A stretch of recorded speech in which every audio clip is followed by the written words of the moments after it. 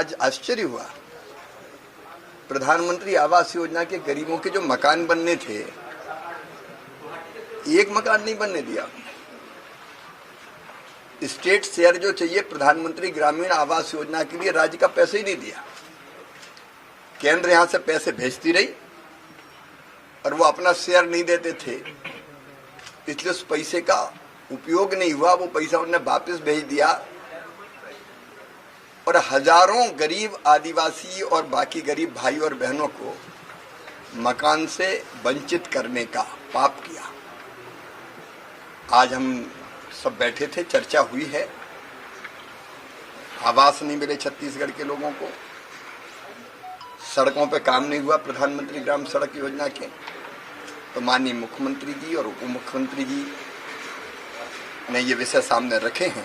मोदी जी की सरकार का तो ये लक्ष्य है, हर गरीब को आवास, मकान, तो सब विषयों पर विस्तार पूर्वक चर्चा हुई है और राज्य कटिबद्ध है। ये पैसा अपने स्टेट शेयर का रख के है, हम देर नहीं करेंगे, पैसा देंगे और केंद्र उनको भरपूर सहयोग करेगा।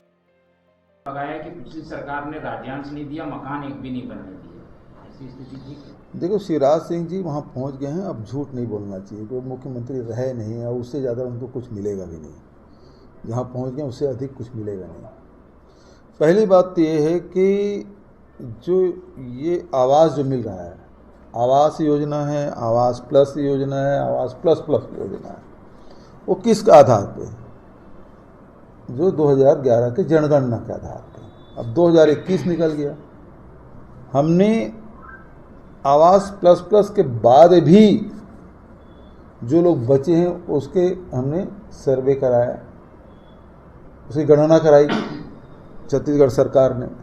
उसमें 47,000 लोग ऐसे हैं जो ना आवास योजना में आते हैं, ना आवास प्लस में आते हैं, ना आवास प्लस प्लस में आते हैं। अब इनके लिए हमने पोर्टल खोलने की मांग की, इनको भी मिलना चाहिए, भारत सरकार को देने से मना कर दिया। आवास प्लस के लिए भी, प्लस प्लस के लिए भी पोर्टल खोलने के लिए कहा, एंट्री करने के लिए मना कर दिए। अंत में हमने कहा भारत सरकार दे न दे, छत्तीसगढ़ सरकार इसे देगी।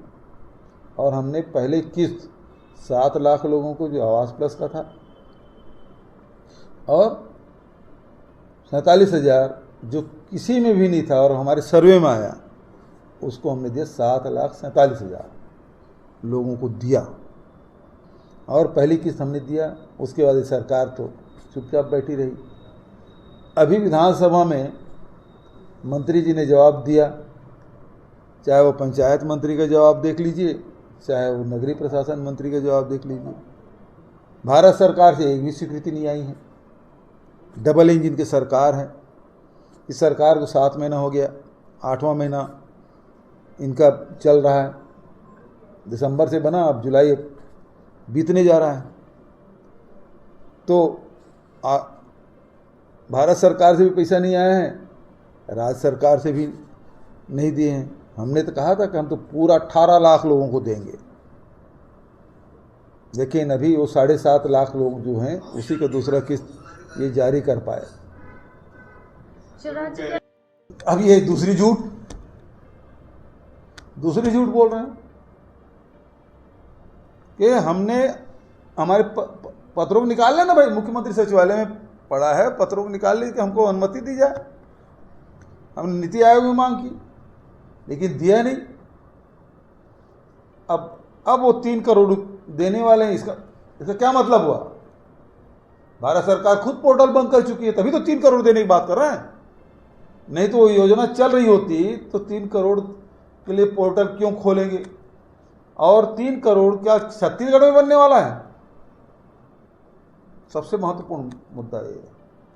प्रधानमंत्री जी बजट में बोले, बजट के पहले भी बोले कि 3 करोड़ आवास बनाया जाएगा, तो छत्तीसगढ़ में तो केवल 18 लाख बनने वाला है। ठीक है, इसका मतलब ये हुआ कि 3.25 करोड़ से अधिक मकान है देश के दूसरे राज्यों में बनेगा। इसका मतलब ये भी है कि भाजपा शासित राज्यों में भी वो आवास योजना पूरी तरह से पूर्ण नहीं हुआ, लागू नहीं हुआ। ये मैं इसको सर्टिफाइड नहीं कर रहा हूं, प्रधानमंत्री खुद सर्टिफाइड कर रहे हैं, उनके मंत्री कर सर्टिफाइड कर रहे हैं। 3 करोड़ जब आवास योजना से पूर्ण हो गया, उन्होंने कहा 2022 तक के पूरे हिंदुस्तान का आवास पूर्ण हो जाएगा, तो फिर 3 करोड़ कहां से आ गया? और दूसरी बात, ये तो 10 साल में 3 करोड़ बनाए, अब ये 3 करोड़ कब तक के बनाएंगे? जबकि पहले मनमोहन सिंह की सरकार में देखें 5 करोड़ बनाए 10 साल में।